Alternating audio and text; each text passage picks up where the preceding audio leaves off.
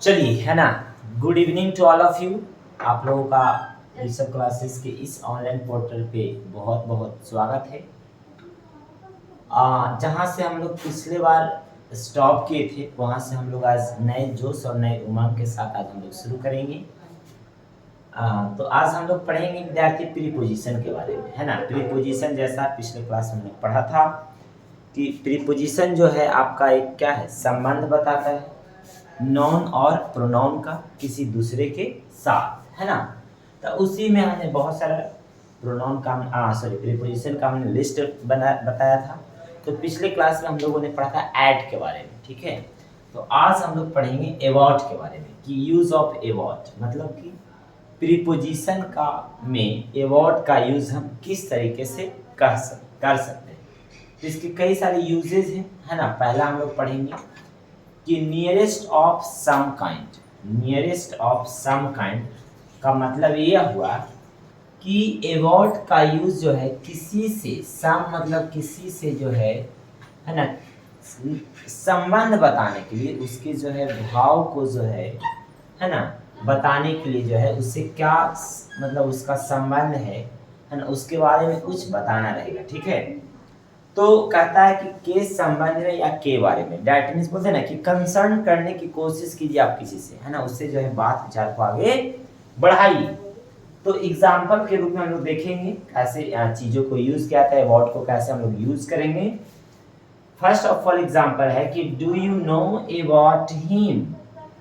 Do you know about him, क्या आप उसके बारे में जानते हैं, है ना। कोई इंसान खड़ा है, तो आप पूछते हैं कि do you know about him.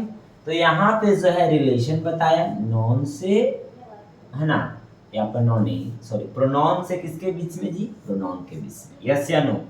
Do you know about him, तो देखिए यहाँ पे अबाउट का यूज किया गया है। तो यहाँ पे क्या कर रहा है, संबंध बता रहा है कि आप उसके बारे में कुछ जानते भी हैं या नहीं। तो इस तरीके से सेकंड एग्जांपल है कि he is careless about his duty. मतलब कहने का मतलब ये हुआ विद्यार्थी जी कि वह जो इंसान है अपनी ड्यूटी, अपने कर्तव्य के प्रति बिल्कुल भी क्या है ना, नल्ला है। उसको कोई मतलब नहीं है कि हमको कब कौन से काम को करनी है और कब कौन से काम को नहीं करना है। मतलब उसको किसी भी तरह का आप काम दीजिएगा तो बिल्कुल भी वो सही समय से सही तरीके से कंप्लीट नहीं करेगा। तो देखिए यहाँ भी जो है क्या बता रहा है, केयरलेस अबाउट, मतलब अबाउट बता रहा है, संबंध बता रहा है कि उसे जो है ड्यूटी के बारे में कैसा रवैया है। तो कैसा है विद्यार्थी जी, केयरलेस है। कैसा है, केयरलेस है। आगे कहता है tell me about the accident. Tell me about the accident, मतलब कि जो है मुझे उस एक्सीडेंट के बारे में बताइए, मतलब के बारे में आ गया ना। तो इस तरीके से हमें समझना होगा कि सेंटेंस में क्या कह रहा है, रिलेशन बता रहा है या नहीं बता रहा है। क्योंकि जानते हैं कि है इंग्लिश जो है भावनाओं के साथ जुड़ा रहता है, तो इस तरीके से हम लोग उसको भावना के अनुसार जो है यूज करते हैं। तो tell me about the accident, है ना, एक्सीडेंट के बारे में हमें बताइए। तो इस तरीके से नेक्स्ट एग्जांपल है I am fond of hearing about ships, है ना। इस तरीके से जो है मैं जो है शिप्स के बारे में जानकारी प्राप्त करना चाहता हूँ। फॉन्ड ऑफ हेयरिंग एक तरह से फ्रेज है ना। तो इस तरीके से चलेगी। फिर जो है दूसरा इसका यूज है नियरनेस ऑफ प्लेस, किसी भी संबंध के बारे में, है ना, किसी भी जो है जगह से अगर हमको रिलेशन बनाना है तो उसमें भी हम लोग अबाउट का यूज करते हैं। जैसे कहता है स्थान का भाव के इधर उधर के संबंध में, वही कह रहा है नियरनेस ऑफ प्लेस, मतलब कि he is wondering about the town, मतलब वह जो है टाउन के प्रति बहुत ज्यादा क्या है, आश्चर्यचकित है, वंडरिंग है। कह रहा है he is travelling about the world, वह जो है पूरी दुनिया को क्या करना चाहता है ना, मतलब जो है पूरी दुनिया ट्रैवलिंग करना चाहता है ना। मतलब वही भाव हुआ, है ना, स्थान के प्रति उसको जो लगाव है। फिर आता है nearest of time. Nearest of time का मतलब ये हुआ विद्यार्थी जी कि के लगभग। आप लोग जो है जब स्पोकन वगैरह करिएगा तो ये सब का जो प्रीपोजिशन का बहुत ज्यादा यूजेज है। दैट मीन्स कि इट इज अबाउट 10 o'clock, है ना, इट इज अबाउट 10 o'clock मतलब क्या नहीं पूछेगा आपसे कि कितना बजा है जी, तो आप बताइएगा कि अच्छा 10 बजा है, 10 बजा है। तो इंग्लिश में कैसे बोलिएगा, इट इज अबाउट 10 o'clock मतलब जो है 10 बजने को है।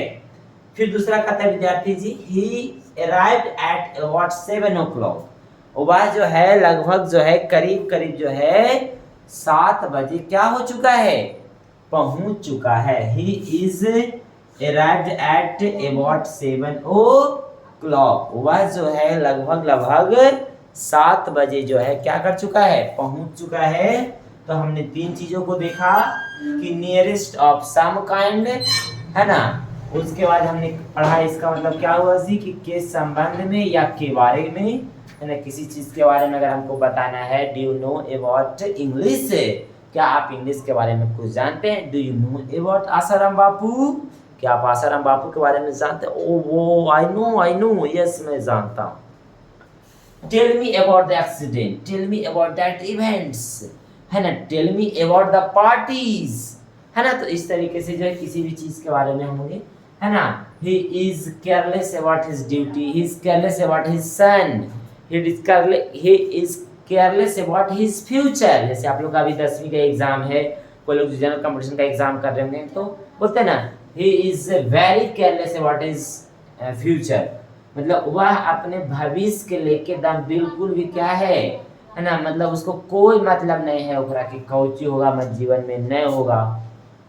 ठीक है, तो इस तरीके से जो है फिर आपका जो है नियरेस्ट प्लेस के, है ना, ही इज वॉन्डरिंग अबाउट किसी चीज स्थान के बारे में हमको उसको प्रशंसा करना रहेगा तो हम लोग जो है वर्ड का यूज कर सकते हैं स्थान के जगह पे।